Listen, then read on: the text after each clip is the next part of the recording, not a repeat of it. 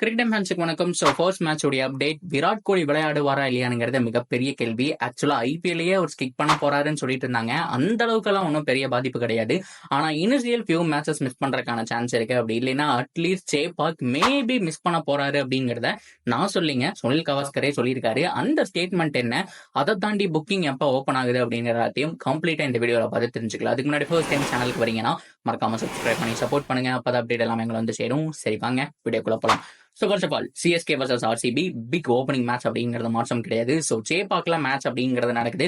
சேப்பாக் மட்டும் இல்லைங்க, பெங்களூர் எந்த பக்கம் போனாலும் டிக்கெட் ரேட் 500 ஸ்டார்ட் ஆகுது அப்படிங்கிற மாதிரி தான் போட்டிருப்பாங்க. ஆனால் உண்மையான ரேட் எங்கேயோ இருந்திருக்கும். ஸோ அந்த வீடியோவோட எண்டில் பார்க்கலாம் எப்போ ஓப்பனிங் பண்ணுறாங்க அப்படிங்கிறது எல்லாத்தையும். ஸோ அதுக்கு முன்னாடி மெயினாக எல்லாருமே எதிர்பார்த்துட்டு இருக்கக்கூடிய ஒரு விஷயம், விராட் கோலி ஆடுவாரா இல்லையா அப்படிங்கிற விஷயம். ரீசன்ட் டைம்ல விராட் கோலிக்கு குழந்தை பிறந்திருக்கு அப்படிங்கிற விஷயம் தெரியும். ஸோ ஆகாய் அப்படிங்கிற மாதிரி நேம் வந்துட்டு ஃபிக்ஸ் பண்ணியிருக்காங்க. 15ஆம் தேதியே வந்துட்டு பிறந்துருச்சு. அதாவது வேலண்டைன்ஸ் டே முடிஞ்சு அன்னைக்கு நைட்டு அடுத்த நாள் அப்படிங்கிற மாதிரி விராட் கோலி தெளிவா சொல்லியிருந்தாரு. ஸோ அப்பவே குழந்தை பிறந்துருச்சு. பட் இருந்தாலும் 1 வீக் அப்புறம் தான் அனௌன்ஸ் பண்ணாங்க. 1 வீக்கா நேமும் யோசிச்சு வச்சிருக்காங்க. ஆகாய் அப்படிங்கிற மாதிரி அந்த பையனுக்கு வந்துட்டு பேர் வச்சிருக்காங்க, பிரின்ஸ் குட்டி கோலி அப்படிங்கிற மாதிரி. ஸோ ஃபேன்ஸ் எல்லாருமே செல்லமா கூப்பிட்டு வந்துட்டு இருக்காங்க. ஸோ அதுல எல்லாம் மாற்றமே கிடையாது. ஸோ இதனால என்ன ஆச்சு அப்படின்னு சொன்னோம்னா, அனுஷ்கா சர்மா அதாவது விராட் கோலியோட ஒய்ஃப் இருக்காங்க இல்லையா, ஸோ அவங்க வந்துட்டு அந்த பேபி பாய் ஆகாய் கூட வந்துட்டு டைம் ஸ்பெண்ட் பண்ணிட்டு இருக்காங்க. ஸோ தனியா இருக்காங்க, டைம் ஸ்பெண்ட் பண்ணிட்டு இருக்காங்க, குழந்தைய பாத்துக்கிறாங்க. ஸோ விராட் கோலியை பொறுத்த வரைக்கும் வார்மிகா அவங்களுக்கு வந்துட்டு ஹாலிடேஸ் அது மட்டும் இல்லாம வெளியே கூப்பிட்டு போகணும் அப்படிங்கிறதுனால ஸோ லண்டன்ல அவங்கள பார்க்க முடிஞ்சு ஒரு ரெஸ்டாரண்ட்ல 2 பேருமே உட்காந்துட்டு இருக்கிற ஒரு புகைப்படம் அப்படிங்கிறது வந்துட்டு வெளியாயிருச்சு. ஸோ ஃபர்ஸ்ட் டைம் இதை பார்க்க முடியுது. விராட் கோலி வந்துட்டு அப்படியே ஸ்க்ரோல் பண்ணிட்டு இருக்கிறாரு சோசியல் மீடியாவை. ஸோ அந்த பொண்ணு பாட்டுக்கு தனியா விளையாண்டு இருக்கு. ஸோ இந்த ஒரு விஷயம் பயங்கர ட்ரெண்டா போயிட்டு இருந்துச்சு. ஸோ இதை தொடர்ந்து சுனில் கவாஸ்கர் இவங்க எல்லாருமே ஃபோன் பண்ணி விஷ் பண்ணியிருப்பாங்க, எல்லாமே தெரியும் இல்லையா. அவர் என்ன சொல்லியிருக்காரு அப்படின்னு கேட்டீங்கன்னா, என்ன பொறுத்த வரைக்கும் first few matches Virat Kohli miss பண்றதுக்கான சான்ஸ் இருக்கு அப்படிங்கிற மாதிரி ஓப்பனா அடிச்சு பேசியிருக்காரு சுனில் கவாஸ்கர். ஸோ இதெல்லாம் வச்சு பார்க்கும்போது அவங்க சைனெல்லாம் பார்க்கும்போது அப்படித்தான் இருக்கு. ஸோ பிகாஸ் ஏன் அப்படின்னு கேட்டீங்கன்னா, அவங்க எவ்வளவு பெரிய ஃபேமிலி. ஸோ அது மட்டும் இல்லாம அவங்களை பொறுத்த வரைக்கும் எவ்வளவு பேரை வேணாலும் வேலைக்கு வச்சுக்கலாம், குழந்தைய பாதுகாக்க வச்சுக்கலாம். பட் இருந்தாலும் அவ்வளவு பெரிய ஹீரோயின், அவ்வளவு பெரிய ஸ்போர்ட்ஸ் மேன், இவங்க எல்லாருமே தான் பார்த்துக்கணும், நம்ம தான் வந்துட்டு பார்த்துக்கணும், ஃபேஸ் முதல் கொண்டு சோசியல் மீடியாவுக்கு ரிவீல் ஆகக்கூடாதுங்கிற மாதிரி அவ்வளவு கண்ணுங்க அர்த்தமா வந்துட்டு பார்த்துட்டு இருக்காங்க. ஸோ அதனால விராட் கோலி மேபி ஒரு எக்ஸ்ட்ரா ஒரு 20 to 25 டேஸ் வந்துட்டு டைம் ஸ்பெண்ட் பண்ணுறதுக்கான சான்ஸ் இருக்கு. ஸோ அதனால தான் ஃபர்ஸ்ட் 2 மேட்சஸ் மட்டும்தான் டெஸ்ட் ஸ்கிப் பண்ணுவாரு அப்படின்னு சொல்லிட்டு இருந்த டைம்ல ஹோல் டெஸ்ட் சீரீஸையுமே ஸ்கிப் பண்ணியிருக்காரு. அதை தொடர்ந்து பயிற்சி ஆட்டத்துக்கு வருவாரான்னு தெரியல, ஜெர்சி லான்ச்சுக்கு வருவாரான்னு தெரியல. ஸோ அட்லீஸ்ட் கடைசிக்கு ஃபர்ஸ்ட் மேட்சாவது வந்துறியானுங்கிற மாதிரி சொல்றாங்க. ஆனா 90% ஒரு வரக்கான சான்ஸ் கம்மி அப்படிங்கிற மாதிரி சுனில் கவாஸ்கர் சொல்லியிருக்காரு. ஸோ அவர் மட்டும் சொல்லல, ஸோ அது மட்டும் இல்லாம ஏகப்பட்ட வெப்சைட்ஸ், அதாவது வந்துட்டு இந்தியன் எக்ஸ்பிரஸ், அது மட்டும் இல்லாம இன்னும் 2-3 வெப்சைட்ஸ் கூட அதை பத்தி பேசியிருக்காங்க. Virat Kohli initial few matches miss பண்ணலாம், அட்லீஸ்ட் ஃபர்ஸ்ட் மேட்சாவது மிஸ் பண்ணலாம்னு சொல்றாங்க. ஸோ பொறுத்திருந்து பார்ப்போம் என்ன நடக்க போகுது அப்படிங்கிறத. ஸோ ஃபைனலா ஒரே தடவை கிங் கோலி அண்ட் தல தோனி 2 பேரையும் ஒன்னா பாக்குறதுக்கான சான்ஸ் கிடைக்குமா ரசிகர்களுக்கு அப்படின்னு தான் பார்க்கணும். பிகாஸ் 2 பேரும் 2010 அப்புறம் வந்துட்டு பயங்கரமா வந்துட்டு க்ரோ ஆயிருக்காங்க. இந்தியன் டீமோட நிறைய பண்ணிருக்காங்க, கேப்டன் வைஸ் கேப்டன் இருந்திருக்காங்க. எம்எஸ் தோனியும் பார்த்து அப்படின்னா விராட் கோலிக்கு கீழே ஒரு தடவை விளையாண்டுருக்காரு. 2 பேருக்கு நடுவில் அவ்வளவு ஒரு பிரதர் பாண்டிங் அப்படிங்கிற மாதிரி எல்லாம் இருந்துட்டு இருக்கு. ஸோ ஃபேன்ஸுக்கும் பைசா ஒரு சூழலா இருக்கும் தான். ஸோ இது நடக்குமா அப்படிங்கிறத பொறுத்திருந்து பார்க்கலாம். ஸோ ஓகேவா. ஸோ இது ஒரு பக்கம் இருக்கட்டும். அதே மாதிரி பிளேயிங் 11 எல்லாமே போட்டாச்சுங்க. இன்னும் நிறைய பேர் கேட்டுட்டு இருக்கீங்க, ஆல்மோஸ்ட் இப்போ போட்டாச்சு. ஸோ மேட்சுக்கு முன்னாடி அந்த ஒரு இதெல்லாம் பார்க்கலாம். ஸோ மறுபடியும் வந்துட்டு எப்படி பிளேயிங் 11 இருக்கு அப்படிங்கிறத பார்க்கலாம். இப்போதைக்கு அவங்க விளையாடக்கூடிய மேட்சஸ் இது எல்லாமே போஸ்ட் பண்ணியாச்சு. மிஸ் பண்ணியிருந்தீங்க அப்படின்னா செக் பண்ணி பாருங்க. அண்ட் ஃபைனலா எல்லாருமே கேட்டிருந்த எப்போ ஓபன் பண்ணுவாங்க, டிக்கெட் எப்போ ப்ரோ ஓபன் பண்ணுவாங்க, அண்ட் கவுண்டர் சேல் எப்படி நடக்க போகுது, பெங்களூர்ல சொல்லுங்கிற மாதிரி ஆர்சிபி ஃபேன்ஸ் கேட்டிருந்தீங்க. அதே மாதிரி சேப்பாக்ல சொல்லுங்கிற மாதிரி கேட்டிருந்தீங்க. ஸோ சேப்பாக்ல தான் ஃபர்ஸ்ட் மேட்ச் நடக்குது.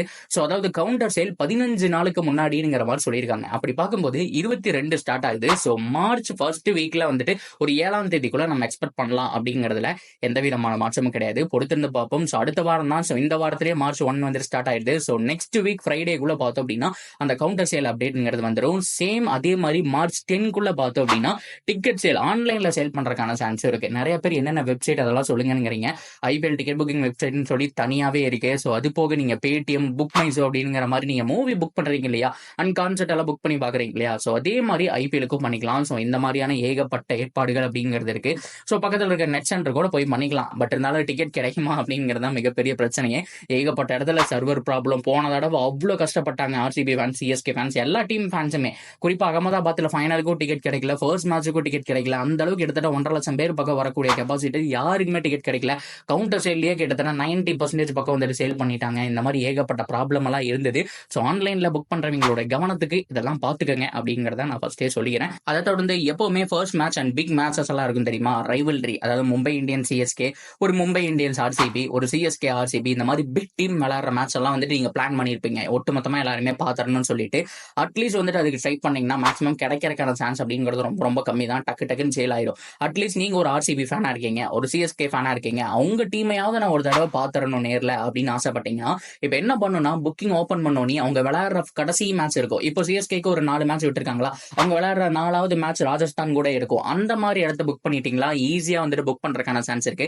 அட்லீஸ்ட் சிஎஸ்கே டீம் மட்டுமா நீங்க போய் பார்க்கலாம். அதே மாதிரி ஆர்சிபி ஃபேனா இருந்தீங்க அப்படின்னா சின்னசுவாமியில 3 மேட்ச் இருக்கு.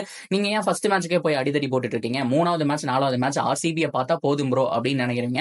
அந்த மாதிரி கூட நீங்க புக் பண்ணி பார்க்கலாம். ஆக்சுவலா இது எல்லாமே ட்ரிக்ஸ். நிறைய பேர் என்ன பண்ணுவாங்க அப்படின்னா, ஏதாவது ஃபேவரட் டீமை போய் பார்க்கணும் அப்படின்னு சொன்னா ஃபர்ஸ்ட் மேட்சே புக் பண்ண மாட்டாங்க.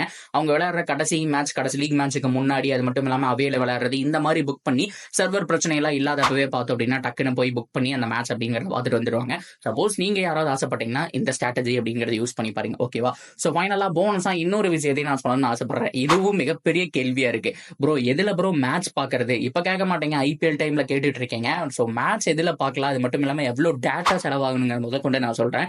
அதாவது ஃபுல் ஐபிஎல் மேட்ச், இந்த எக்ஸ்ட்ரா இன்னிங்ஸ் இது எல்லாமே சேர்ந்து ஒரு 7:30க்கு ஸ்டார்ட் ஆகுது, 11:30க்கு முடியுது அப்படிங்கிற பட்சத்துல கம்ப்ளீட்டா பாக்குறதுக்கு எவ்வளவு தேவைப்படும் அப்படின்னு கேட்டீங்கன்னா 480p அந்த குவாலிட்டியில நீங்க வச்சு பாத்தீங்க அப்படின்னா 1.5 GB தேவைப்படுது. அதே 720p வச்சு பார்க்கும்போது 2.5 GB ல இருந்து 3 GB வரைக்கும் தேவைப்படுது. 1080p வச்சு பார்க்கும்போது 12 GB அப்படிங்கிறது தேவைப்படுது.